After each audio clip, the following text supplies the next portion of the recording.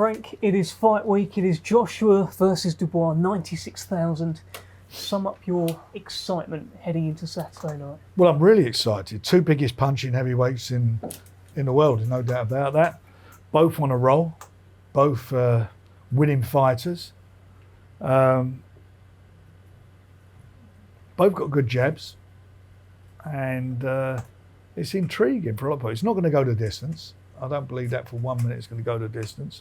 And it's going to be who can dominate, get behind their jab and dominate. And what's going to be the interesting moment for me is when they let those big shots go, the counter. And somebody's going to get hurt. I'm not saying getting knocked out straight away, but they'll get hurt and how they respond to it. And for me, as being in Daniel's corner, can he put AJ on the back foot? And if he puts him on the back foot, he wins the fight. Is this about how Daniel starts? From a Daniel Dubois perspective, because a lot of the chat out there is 96,000 people, AJ's done it before at Wembley Stadium, what if Daniel freezes? That's the kind of chat out there.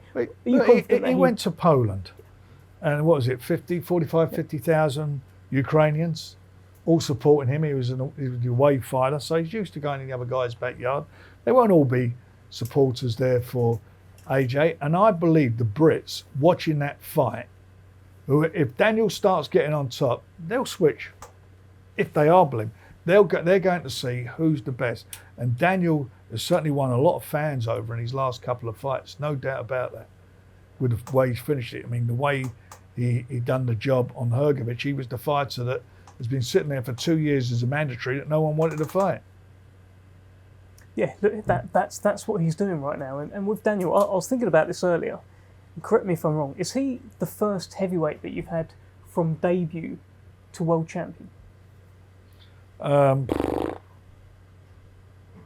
think he may be. I think he may be. Yeah, I think so. So it's quite a special kind of connection. Course, it is. Of course it is. Yeah, it is. I mean, I'm going over the back. Frank Bruno went there 3 times to the well.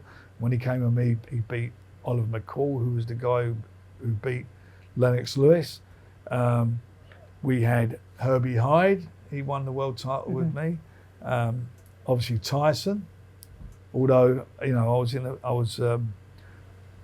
against him. Even the first fight first world title fight Tyson had, it threw me that he got the opportunity to do that. So it's all it's exciting times, and and with Daniel, he's a young guy. I mean, he's not got a lot of miles on the clock. He's been very active in the last 18 months or so. He's had more fights than probably most of the heavyweights out there. He's been very, very busy. And his last 3 fights, he's gone into those fights as being an underdog on the 3 of the fights. And I'm not going to go into the low blow and everything. I've made my views very clear on that. But certainly the 2 fights after, he won the fights in style, in tremendous style. Showed he's got stamina in the fight against Big Baby Miller. Went right to the 12th round and showed that he's dangerous at any moment in the fight. And in the fight against Hrgović, those first couple of rounds, he was getting caught with quite a few shots, gritted his teeth and come through it and absolutely done a job, busted him up and took the fight out of him.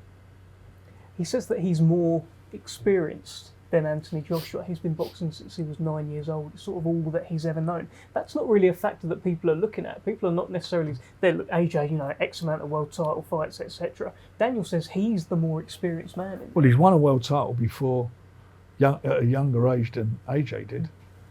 He didn't have the experience as an amateur as AJ. AJ won the Olympic Games, as we know, and I think he was the runner-up in the World Championships.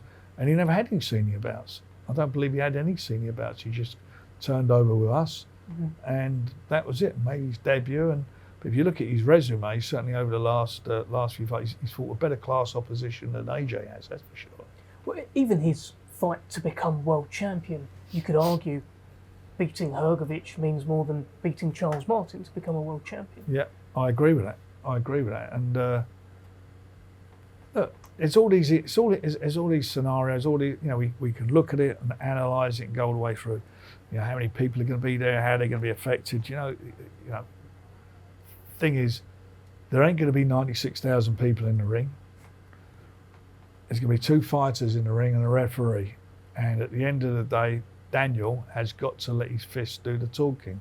And in his last couple of fights, that's exactly what he's done. He's gritted his teeth and he seems to have come through those fights for me to become more mature as a heavyweight, but more importantly, more mature mentally. And he's in a good place. He's in a very, very good place. You know, there's all this talk about him and AJ when they were younger and they were sparring and so forth, and you've heard all these stories. And I think it was his name Fowler, the fighter come out this week. Anthony Fowler come out this week, said he was there and sit. And he was a kid then. And it's sparring, get all that. But one thing about that is AJ knows he can hurt. When do you think it clicked for Dubois? I think that I look back at the fight with Joe Joyce, and that fight got postponed originally. It sold out the O2, and then COVID happened. He'd done the thing in COVID, and obviously we all know about the eye injury and all what occurred. It took him way back, but I thought the Kevin Lorena fight was a telling moment for me, because that night it was cold. You know, we'd done that nutty show at 8th of December, open air show. It was cold, and he weren't warmed up in that ring. You know, he should have had warm. You know, they were told to do it, and he seemed cold.